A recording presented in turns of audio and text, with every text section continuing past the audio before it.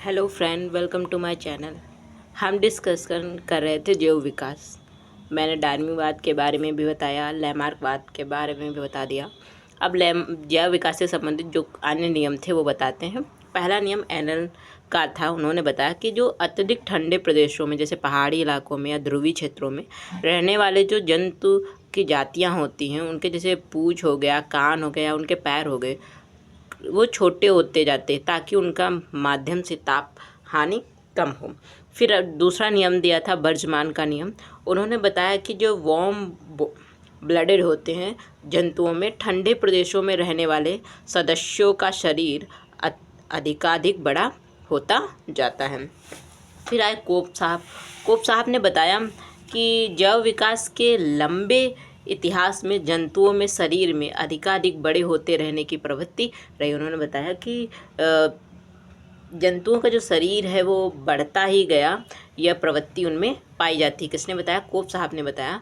फिर fourth number पर आए थे ग्लोगर का नियम। ग्लोगर साहब ने बताया कि गर्म व नम प्रदेशों में जो वार्म ब्लडेड जंतु होते हैं उनमें मेलानिन रंग अधिक होता है। मतलब जैसे विषुवत रेखा वाले क्षेत्रों में वेस्ट इंडीज़ के लोग, अफ्रीकन कंट्री के लोग, जो भी विषुवत रेखा के करीब देश होंगे, वहाँ के लोगों वहाँ पर गर्मी अधिक होगी और नम तापमान होगा, जिससे उसमें मेलानिन की रंग अधिक होगा और वो डार्क रंग के होंगे। फिर पांचवा बताया कि गाशी का नियम। उन्होंने बताया ऐसे दो जीव जातियाँ जिनकी वातावरणीय आवश्यकताएं बिल्कुल समान होती हैं, अनिश्चित काल तक एक ही स्थान पर नहीं बनी रह सकते। कहा कि जिनकी आवश्यकताएं तो समान हैं लेकिन एक साथ लंबे समय तक वो नहीं रह सकती। तो ये जैव विकास के अन्य नियम थे। अब बताएंगे लैमार्कवाद और डार्विनवाद में। हम आपको बुक से डायग्राम सहित बताते हैं कि क्या कहा गया था लैमार्कवाद और डार्विनवाद में। ये लैमार्कवाद है और डार्विनवाद। लैमार्कवाद में जिराफ का दोनों ने उदाहरण दिया। लैमार्कवाद में बताया कि जिराफ के पूर्वजों में गर्दन छोटी थी, लेकिन ऊंचे वृक्षों की पत्तियों को खाने के लिए उन्हें गर्दन को लंबा करना पड़ा। फिर उन्होंने बताया कि जिन जिराफों की संतति में गर्दन की लंबाई पूर्वजों की गर्दन से अधिक लंबी थी, इनको भी अपनी गर्दन खींचनी पड़ी थी। फिर बताया कि धीरे धीरे इनकी नई संतति में गर्दन की लंबाई बढ़ती गई और आधुनिक जिराफ में लंबी गर्दन का विकास हुआ। लेकिन डार्विनवाद ने इसका विरोध किया। उन्होंने बताया कि जिराफ के पूर्वजों में गर्दन लंबाई अलग अलग थी, तब ये अंतर वंशागत थे।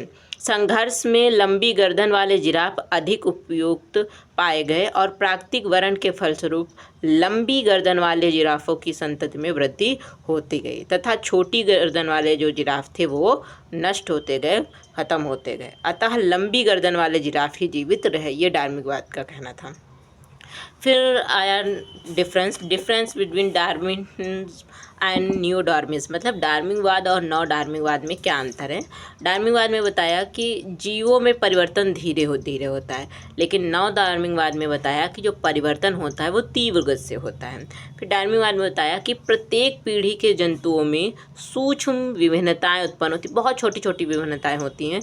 प्रकृति केवल उन विभिन्नताओं वाले योग्यतम जीवों को छांटती है जो बदले हुए वातावरण में रहने के योग्य होते हैं। फिर बताया कि वायुमंडलीय नव डार्विनवाद में वायुमंडलीय विकिरण जीवों में एकाएक ही विभिन्नताएं उत्पन्न कर देता है। ये विभिन्नताएं सूक्ष्म ना होकर क्या होती हैं, दीर्घ होती। मतलब वायुमंडल में जो परिवर्तन हुआ उसके कारण अचानक से विभिन्नताएं उत्पन्न हो जाती हैं और ये विभिन्नताएं सूक्ष्म ना होकर वो दीर्घ होती हैं। फिर डार्विनवाद का थर्ड पॉइंट था कि इसके पश्चात जो अगली पीढ़ियों में अनुकूल लक्षण वाले जीव का वंश चलता है, जो उस वातावरण के अनुरूप बन जाएगा, रहने के योग्य होगा, उसी की वंशागति चलेगी, बाकी सारे नष्ट हो जाएंगे। नव डार्विनवाद में बताया कि इन विभिन्नताओं का प्राकृतिक चयन होता है और अनुकूल लक्षण वाले जीव का वंश चलता है।